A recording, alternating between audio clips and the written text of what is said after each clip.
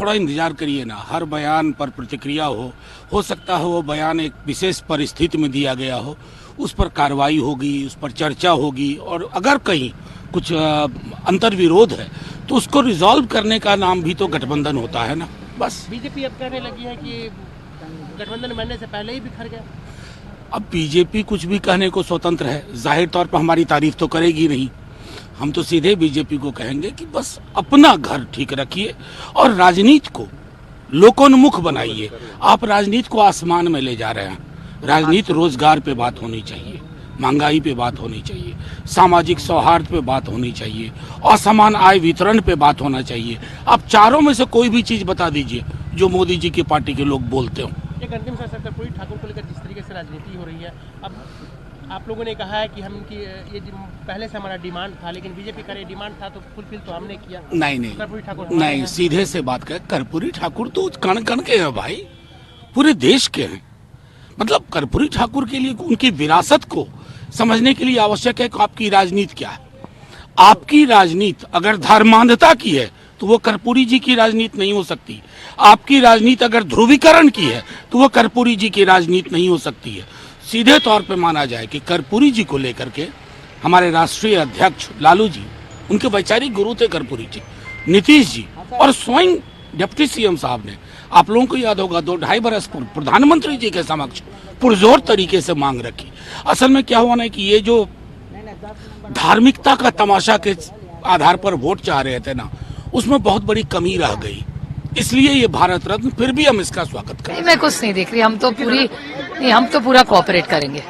जिस तरह बात करें, जिस तरह से एनसीपी के कई ऐसे लीडर हैं, बात करें छगन भुजबल हो, पंडित देशमुख से कई ऐसे लीडर जिनके नाम मनी लॉन्ड्रिंग मामले में, हालांकि अब वो पार्टी चेंज करके हालांकि बीजेपी से अलायंस हो गई, कहीं ना कहीं इनको भी प्रेशर बना जा रहा है ताकि आपको बीजेपी को ही पूछना पड़ेगा।